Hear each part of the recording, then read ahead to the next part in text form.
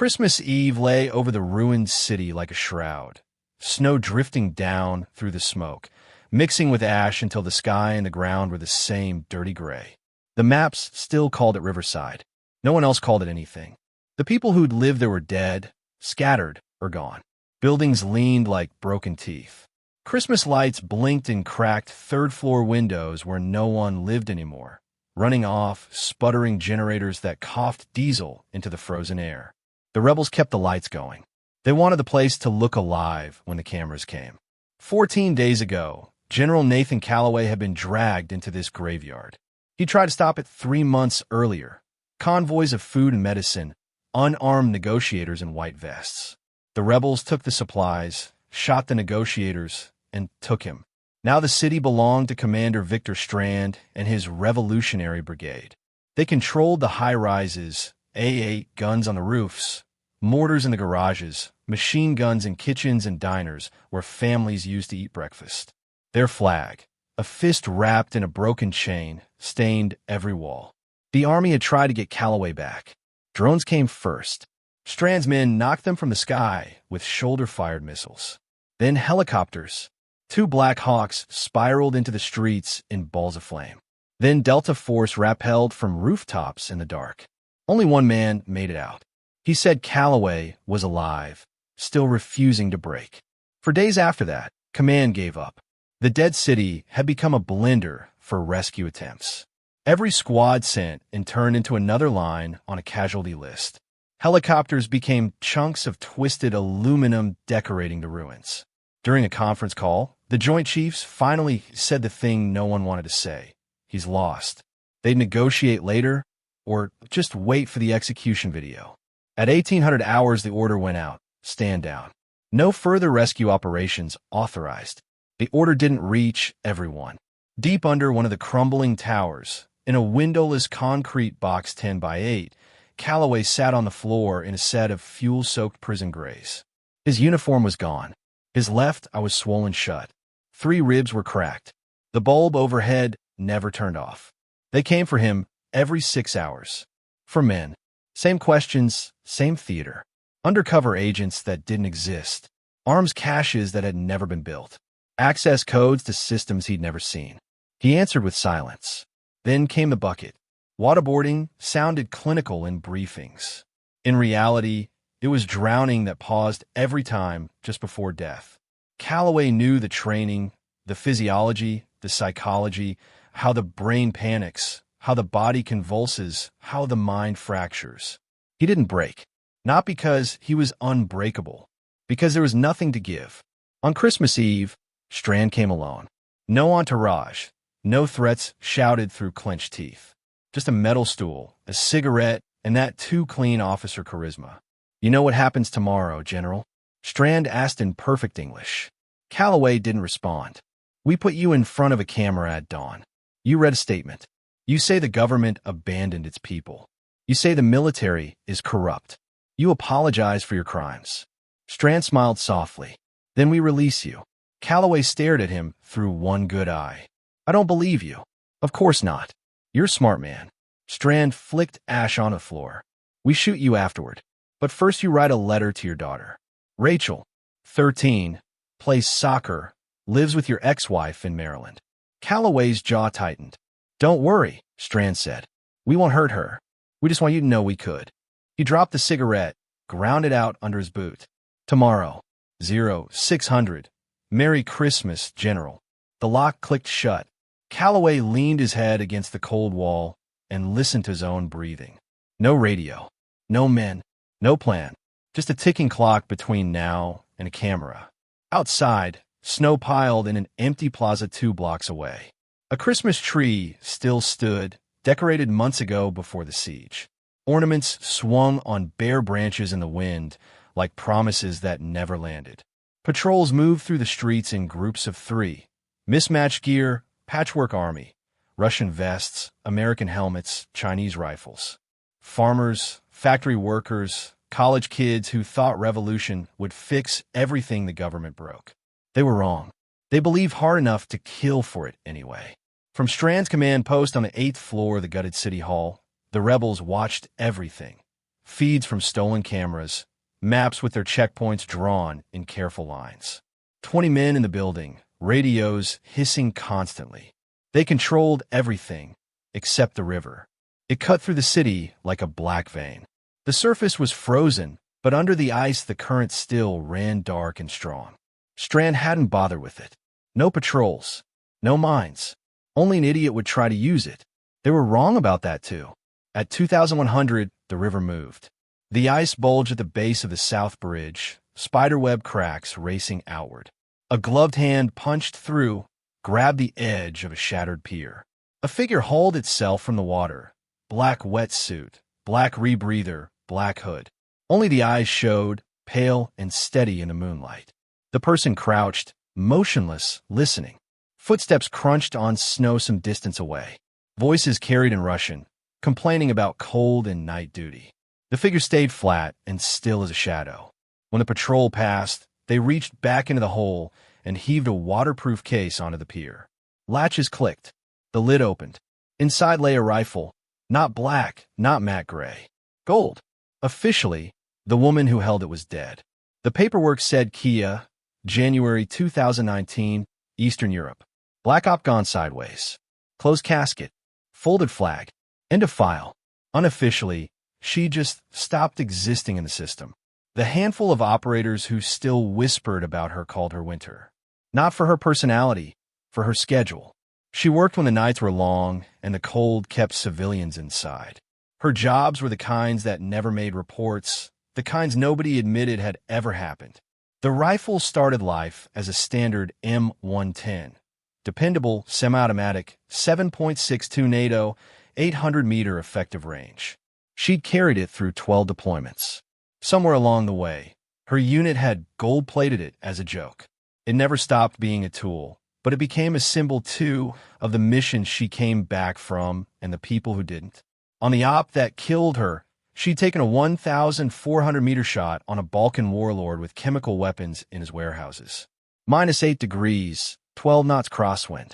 The bullet took 3 seconds to arrive. Unfortunately, the warlord's men found the shell casing. They tracked it. Then they tracked her.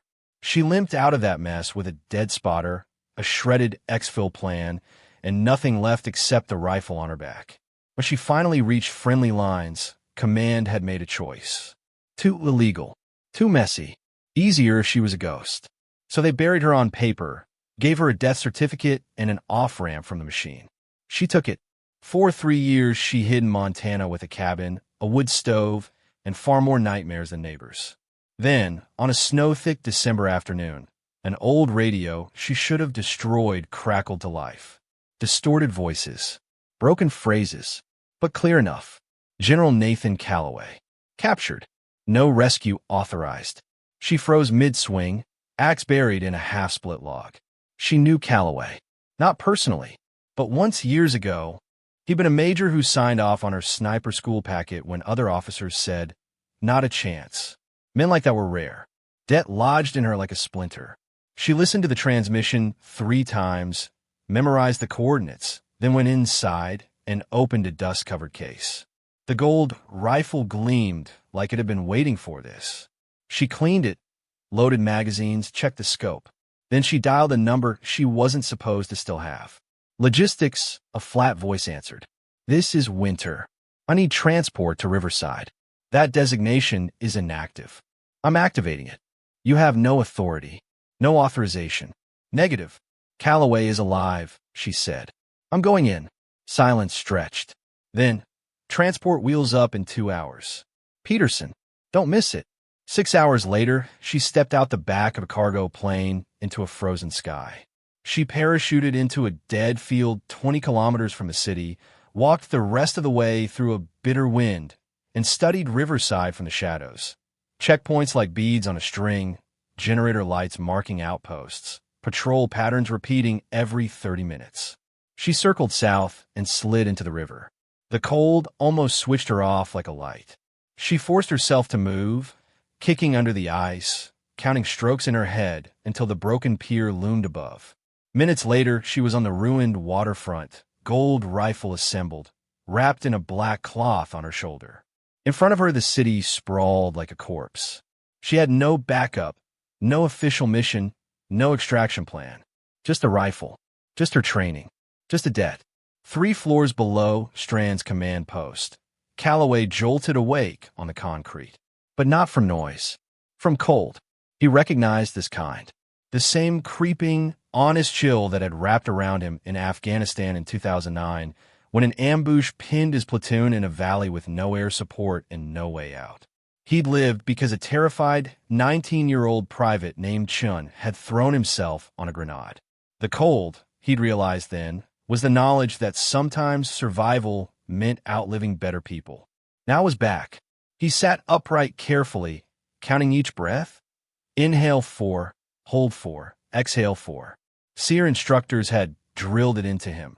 Breath controls fear. Fear controls the mind.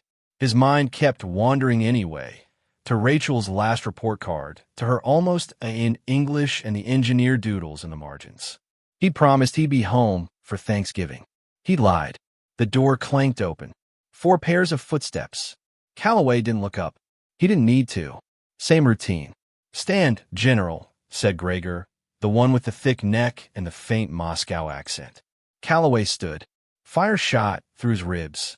They strapped him into the chair, tilted his head back, readied the cloth. The water hit like a fist. His body tried to breathe liquid. His brain howled. Then it stopped, and he came back coughing, puking water, chest burning. "Give us 3 names," Gregor said calmly. "Agents in our territory. We let you rest." There were no agents. No undercover network. That cost money and time nobody had. But the torture had become its own performance now, feeding the illusion that both sides were protecting something important. Callaway stared at the floor, said nothing. They drowned him again. And again. After the 4th round, Gregor sat in front of him and lit a cigarette. "You think you're saving something," he said quietly. "Your country, your honor, your daughter's memory of you." He exhaled smoke in a slow stream. "No one is coming, General. We killed your operators. Shot down your birds. Your government already marked you as dead." He stood and knocked Ash onto the floor. "By tomorrow, you'll just be a line in some speech. We regret his sacrifice." That's what you are now. A regret. The door slammed behind him. Water dripped from Callaway's hair. His chest felt like it was full of glass. He thought of Rachel and of the bland phrases casualty officers would use. He whispered into the emptiness. "Send help." The words sounded pathetic, even to him, like a child's prayer. 3 blocks away, in the wreck of a church stripped of its roof by mortar fire months earlier, a stranger with no call sign anyone would admit to was already answering. The bell tower still stood. Winter climbed its cracked stone spine one careful step at a time, ice slicked beneath her boots, rifle case knocking softly against her back. At the top, the city unfolded beneath her scope.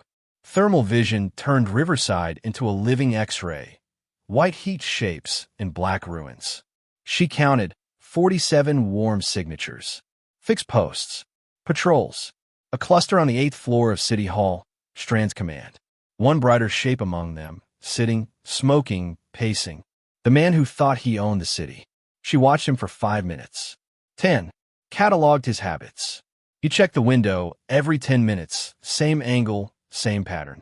She found the basement block where Callaway sat, 3 bright signatures near the door, 1 dimmer shape inside, barely moving. Too much concrete in between. She couldn't shoot through to him. So she watched. By 0300, she had their whole rhythm mapped. Patrol routes, lazy smokes, generator checks. The way the north checkpoint got forgotten whenever the guards argued over whose turn it was to fix the fuel line. 47 rebels. 23 positions. 7 moving elements. A shift change just before dawn. Execution scheduled for 0600 in the plaza with the still-standing Christmas tree. She had 3 hours. Winter left the bell tower and started rearranging their night. The power station sat in a squat brick building that once fed the civic grid. Now it kept the rebels' cameras, floodlights, and electric heaters alive. 2 guards stomped around outside, bored and freezing.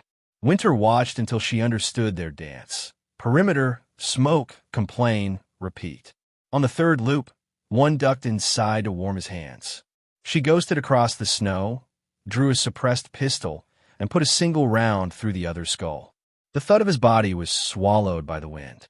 She dragged him behind the building, took his coat, his radio, his access card. Inside, the second guard hunched over a dented kettle, making coffee. He never heard her coming. A flash of steel, a short choke, a body gently lowered to the floor. Winter studied the generators and their jury-rigged controls. 3 units feeding different sectors. She set small charges on each with timers, staggered so everything would die at once. Then she left the way she came, disappearing back into the snow. By 0400, she was crawling through a ventilation shaft above the basement corridor outside Callaway's cell, listening to his guards joke about how he'd probably cry on camera.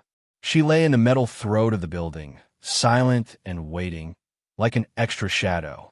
Up in the plaza, men hammered together a stage from plywood and crates. Cameras on tripods pointed toward the Christmas tree. Lights on stands bathed the emptiness in harsh white. Strand walked among his men, tapping their shoulders, patting backs, directing angles. All units, radio check, he said at 0520. Every post reported in. Good, he said. Execution in 40. No one gets in. No one gets out.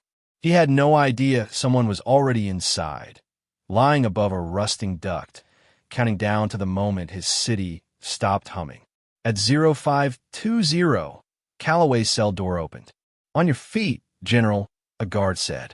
He stood, every muscle screaming. They shackled his hands in front of him, marched him up the stairs. Winter watched their boots pass underneath her, then slid forward through the shaft into the now-empty basement. She dropped silently to the floor, cut through the bars of a small window with a compact torch, and slipped out into the alley. 90 seconds later, she was climbing the church tower again. By the time she set the rifle on its bipod, Callaway was kneeling on the stage, floodlights glaring off his bruised face. Strand stood beside him, holding a sheet of paper with the prepared confession. Distance, 412 meters. Wind, 8 knots from the northwest. Sleet thickening. Temperature dropping. Execution clock ticking. Winter watched Strand lift the microphone. People of the world, he began, today you witness. The timers hit 0. The city went dark. Every generator she'd rigged cut out at once. Lights, heaters, monitors gone. The command post went black. The plaza plunged into shadows.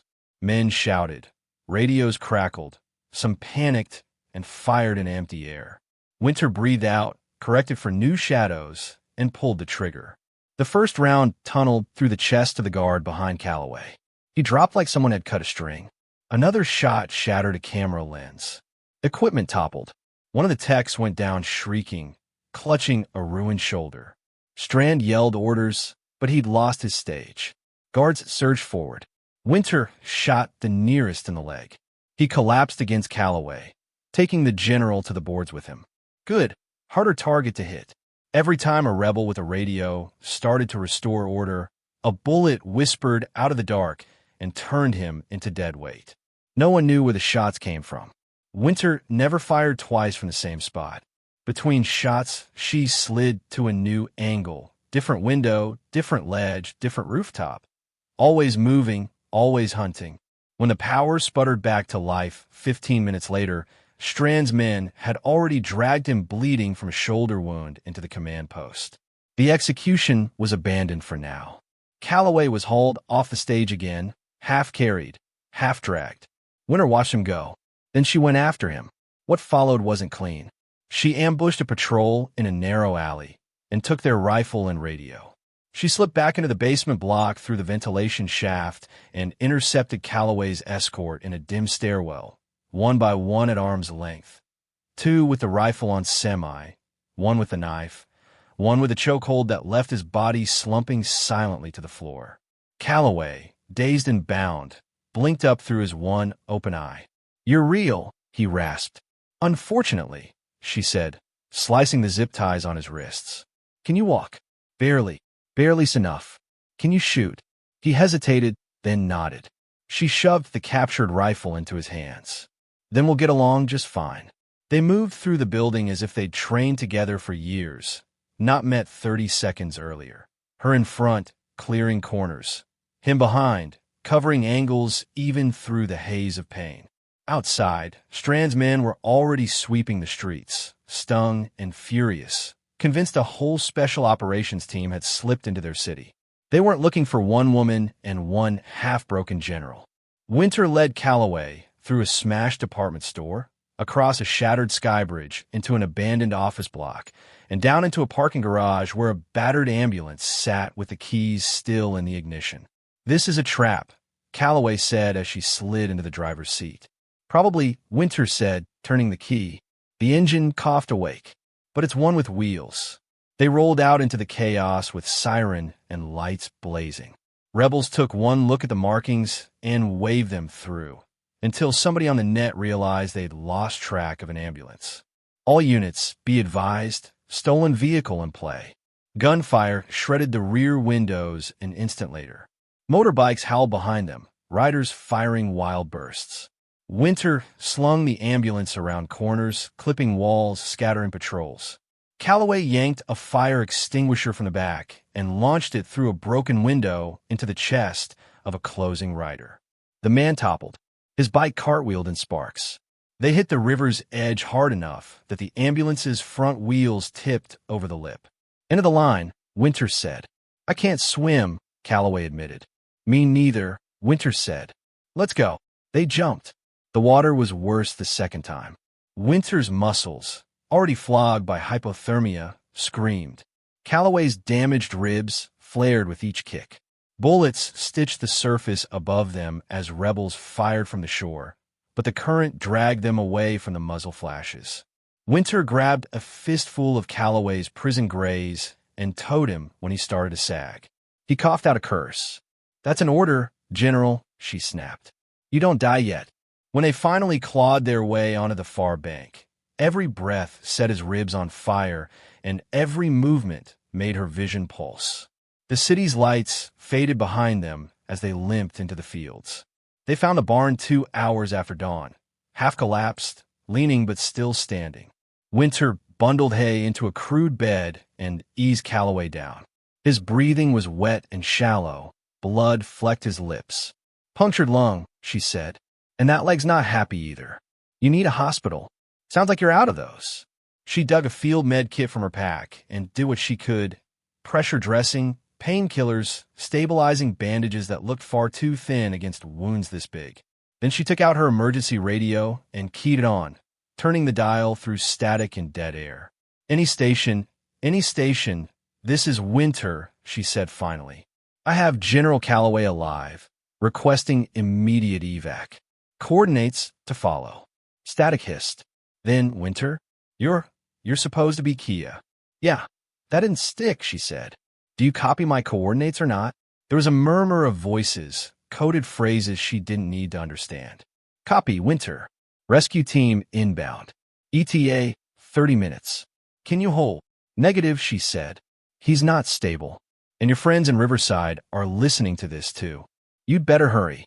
She set the radio down and looked at Callaway. "Rescue's coming," she said. "So are they," he replied quietly. "You just told them where we are." He was right. She checked her pistol. One nearly full magazine. "Can you still shoot?" she asked. "I can stand," he said. "That's about it. Then you stay down. I'll handle the rest." They heard the trucks before they saw them. First one, then another, engines growling through the cold air. Rebels fanned out through the fields with practiced movements, covering each other, using what little cover there was. Winter let them come. The first man to step in her firing lane dropped with a hole between his eyes. The second fell with his throat torn open. Then they hit the barn with everything they had. Bullets shredded the wooden walls. Splinters exploded. Hay caught fire in sparks and embers. Callaway coughed and tried to push himself up, but Winter shoved him back down with a boot. "Breathe," she said. "That's your only job." She moved like she'd been born in gunfire, squeezing off measured shots, shifting position, never showing her silhouette for more than a fraction of a second. Every time a rebel thought he had her pinned, his world went black. But numbers were numbers. Her pistol clicked empty. She grabbed a fallen AK, racked the bolt, and kept going. The barrel grew too hot to hold. The magazine ran dry. Someone kicked in the back door. Winter met him in the threshold, wrist locking the rifle, rolling under his swing, driving a knife up under his ribs. She turned, chest heaving, just in time to see another rebel level his gun at her. The shot that killed him didn't come from her. It came from above. A Black Hawk thundered into view, rotors whipping the smoke, side door open, a heavy machine gun, chattering raw thunder down onto the rebels around the barn. Men scattered, dropped, or dove under trucks that turned into scrap under the barrage. Soldiers rappelled from the helicopter before it fully touched down. Delta operators in black gear, controlled and deadly, moving like they'd rehearsed this moment 100 times. One medic sprinted straight to Callaway. Collapsed lung. Internal bleeding. Winter barked at him. "You've got minutes." He nodded, already working, IVs and dressings and oxygen, mask appearing like magic from his pack. A colonel climbed out of the helicopter, snow plastered to his shoulders. He stared at Winter like he'd seen a ghost. "You're Winter," he said. "So I'm told. You were declared Kia." "Yeah," she said. "I get that a lot." "You just pulled off a solo rescue against 40-plus hostiles," he said, almost reverent. "Command's going to want. They can want whatever they like," she cut in. "I'm retired." "You can't retire," he said helplessly. "You're already dead." She glanced toward the helicopter where they were loading Callaway onto a stretcher. "Then let a dead woman walk," she said. She turned away from them and headed into the snow. "Where are you going?" the colonel called after her. "Home. We can fly you. I'll find my way." She didn't look back. The helicopter lifted, carrying Callaway toward surgeons and sterile lights. The barn behind them burned like a pyre. The legend of what had happened there started before the flames even died. Callaway woke 3 days later in a white room full of beeping and hissed oxygen and the too clean smell of hospital air. "Welcome back, General," a nurse said, smiling. "You gave us a scare." "How long?" he croaked. 3 days. "You're at Walter Reed." "Surgery went well." He nodded, tried to swallow past the desert in his throat. The doorway filled with a familiar shape. "Dad!" Rachel rushed to his bedside, eyes raw, hugging him as carefully as she could around the tubes and bandages. "They said you were captured," she whispered. "Then the news said nobody could get you out." Someone disagreed, he said, voice rough. Later, when they were alone, she asked, "How did you get away?" He told her, carefully, not the classified codes, not the ugly details of the torture, but the city, the execution stage, the woman who came out of the river with a gold rifle and no official orders. "A woman saved you," Rachel said, awe and confusion mixing. "A soldier," Callaway said, "the best I've ever seen." "Where is she now?" He stared at the ceiling. "Wherever she wants to be." The chief of staff came next, in a neat uniform bristling with medals. "We need to talk about Winter," he said after Rachel stepped outside. "Go ahead," Callaway said. "She's officially dead," the general said. "Has been for 3 years. But satellite footage, plus the testimony of my operators and half a dozen rebels who surrendered, all point to one conclusion. She's very much alive." Callaway didn't respond. "We'd like to find her," the general went on. "Reinstate her. We're talking Medal of Honor." "She won't take it," Callaway said. "How can you be sure?" "Because she didn't come for a medal," he said quietly. "She came because one day a long time ago, I signed a piece of paper for a private who everyone else said wasn't worth the risk." The general watched him for a long moment. "We still need to debrief her," he said finally. "Understand what happened in Riverside. People like that don't just walk off the grid forever." "You can try," Callaway said. "But she's a ghost. Let her stay one." In the end, the Army did what it did best.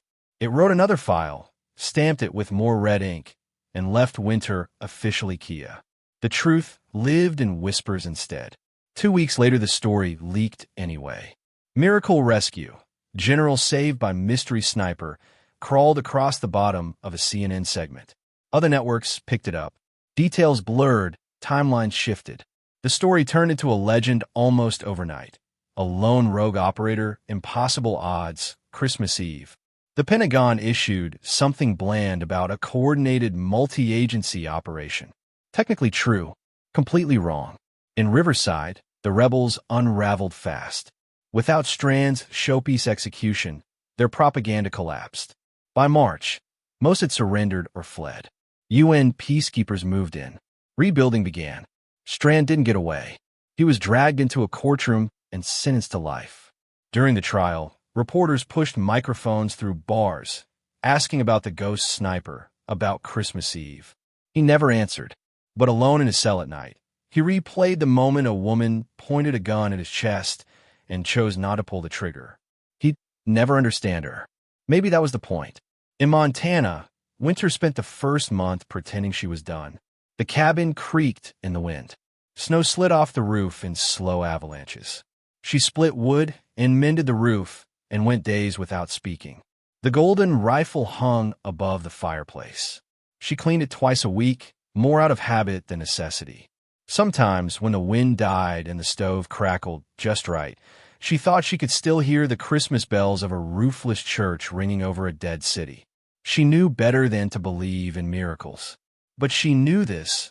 Some debts never really finished being paid. Time moved. Riverside grew a new name. The church got a new roof. Kids played soccer where a stage had nearly become a gallows. A black granite wall listed the dead. Not just soldiers. Civilians. Even rebels who'd laid down their arms and helped rebuild. Strand's name wasn't there. In Maryland, Rachel went back to school. Her classmates whispered questions, eyes wide. She told them what she could. A soldier saved him, she'd say. Someone brave. That's all that matters. At night, she sat at her desk and hunted down every half-buried article she could about unsolved long-range shots and unidentified sniper intervention cases over the last few years. Germany, Africa, random mentions of a single shooter gliding in and out of crises like ice water. No names, no photos. She started a file anyway and wrote one word on the tab. Winter.